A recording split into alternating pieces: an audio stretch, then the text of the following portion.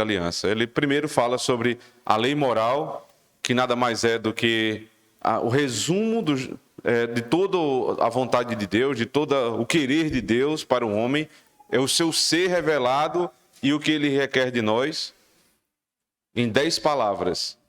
Mas ele depois diz assim, não apenas a lei moral, mas também a lei civil e a lei cerimonial. E quando o final da seção 3 diz assim, que no Novo Testamento, ele fala claramente isso, esses deveres morais estão abrogados. E aí na seção 4, ele diz que essas leis civis terminaram com aquela nacionalidade. Ele está se reportando a especificidades da lei, não o caráter, o espírito da lei, que é garantido pela última expressão, observe, equidade geral. É isso que garante todo o espírito da lei permanecer até hoje. Então, as aplicações específicas da lei, elas foram abrogadas no Novo Testamento, mas não a lei em si. Se assim fosse, irmãos, no que diz respeito à lei moral, como alguns dizem que no Novo Testamento nós estamos livres da lei moral, algo que nós vamos tratar também aqui no sermão. Então, quando o Novo Testamento fala que a lei ou o pecado é a transgressão da lei, se não há lei, também não há pecado. Se não há pecado, não tem por que Cristo ter morrido. Então, isso é uma loucura. Nós estamos sim debaixo da lei, mas não debaixo da maldição da lei. A lei moral permanece, os 10 mandamentos estão de pé. E se os 10 mandamentos estão de pé, as suas implicações naturais também estão. Não da mesma forma como elas eram aplicadas na antiga aliança. E é isso que a lei está dizendo aqui, é a confissão de fé está dizendo. Por exemplo, o sistema sacrificial, ele apontava para Cristo. Ora, se o sistema sacrificial é sombra, se ele é apenas um sinal, por definição ele não é a coisa. Se fosse a coisa, não poderia ser o sinal. É um sinal que aponta para a coisa. Enxergando a coisa em si, que é Cristo, o sinal se perde. Mas a coisa permanece. Então perceba, quando nós falamos sobre o Cordeiro de Deus que era sacrificado no holocausto, o Cordeiro que era sacrificado no holocausto, e aí João Batista, no capítulo 1 do evangelista João, diz, eis o Cordeiro de Deus que tira o pecado do mundo. João Batista está dizendo, vai se encerrar aqui o sistema sacrificial. Mas nunca se encerrará aquilo que está por trás da cerimônia, que é o espírito da lei. Alguém que morre no meu lugar. Mas não é só alguém, é um cordeiro inocente, perfeito, macho de 1 ano. Isso fica. E ninguém em sã consciência, nenhum dos crentes vai se levantar contra esse espírito da lei. Mas eles se levantam contra muitos outros artifícios da lei que apontavam para Cristo, que foram cumpridos em Cristo, mas que permanecem ainda como princípios eternos.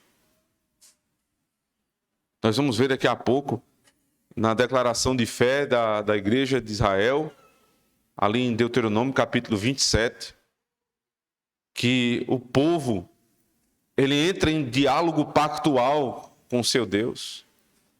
Ora, se o povo entra em diálogo pactual com o Senhor na antiga aliança, Deus fala e eles respondem, Deus fala e eles respondem. E nós percebemos que o culto é um diálogo pactual, onde Deus fala e nós respondemos. Como isso não seria um princípio para a nova aliança? Receber como princípio de culto, estrutura de culto? Nós já não temos mais o sacrifício, o holocausto. Se perdeu. Essa especificidade da lei se perdeu com a nova aliança. Você não precisa matar mais um cordeiro, por quê?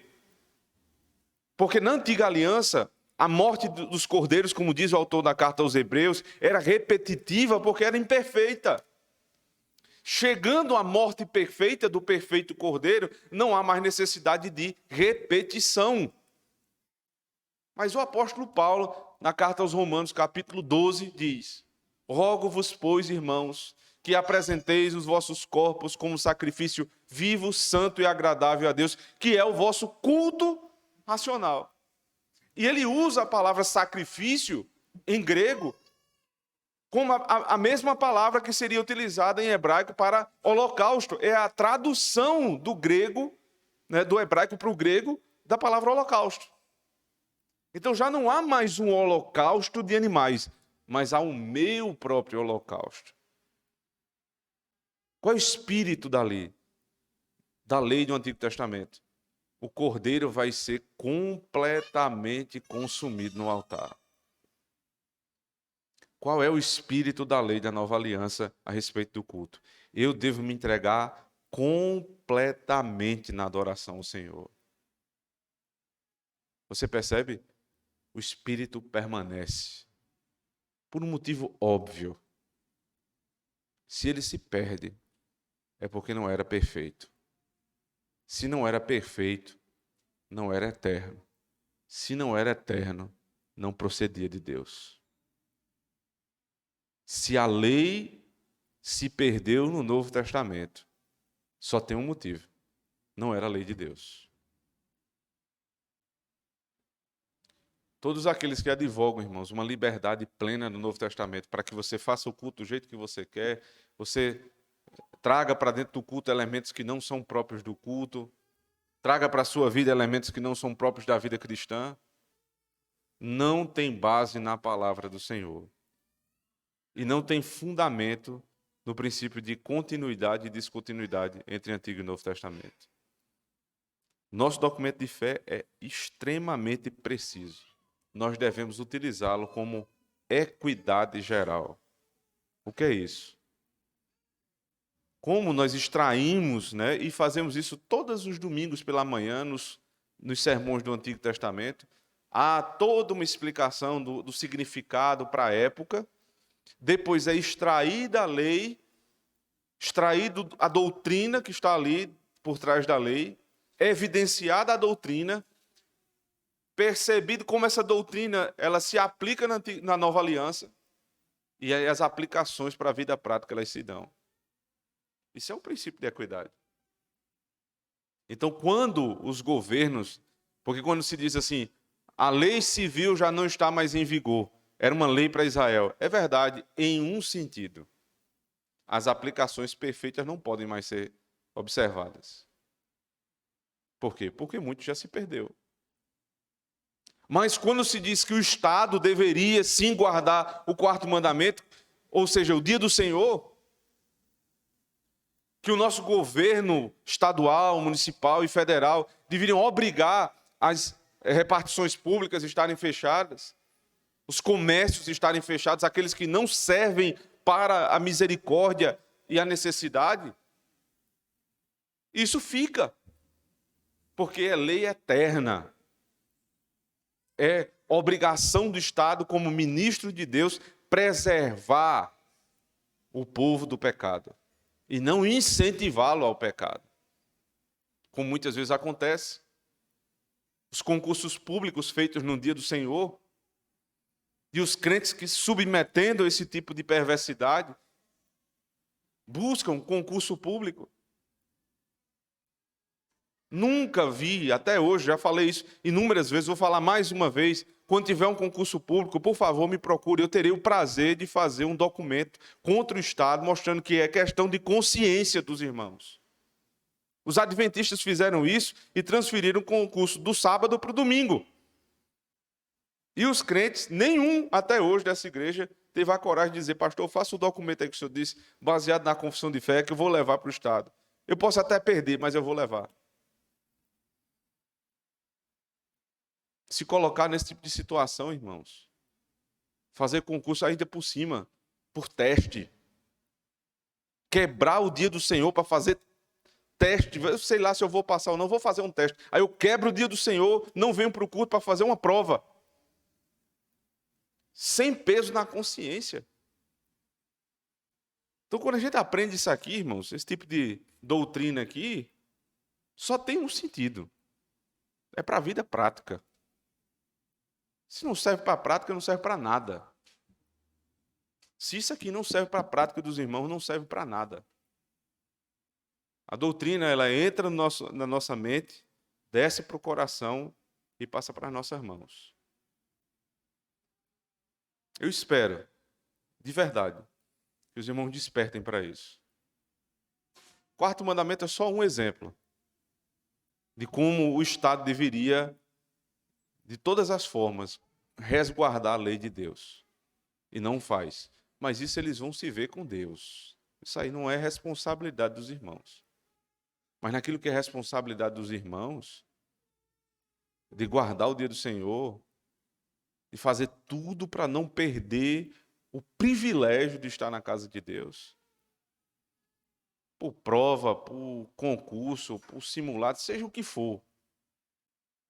Só uma doença que nos impossibilita. E assim, não é toda doença, não. Porque muitos irmãos já vieram doentes aqui para a igreja. Eu já preguei aqui doente várias vezes. É só quando não dá de verdade.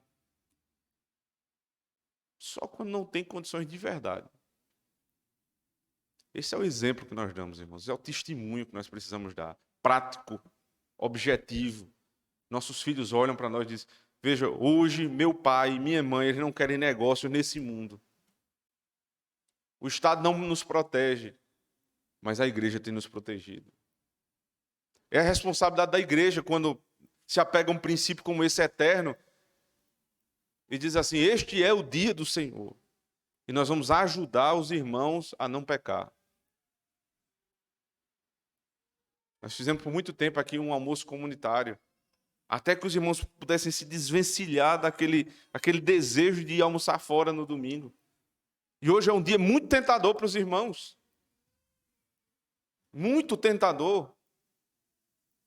Porque é comemorado na nossa sociedade Dia das Mães.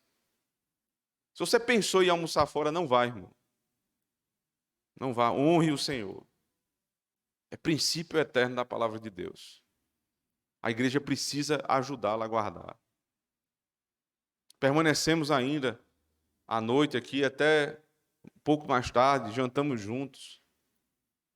Esse é o ministro, os ministros da palavra ajudando os irmãos a não pecar. Ninguém é obrigado a ficar, claro, mas é um benefício a mais que a igreja traz. Instrução, correção e exemplo. Porque cremos verdadeiramente que a lei de Deus não passa. Ela é verdadeira e eterna, como nosso Deus é. Amém.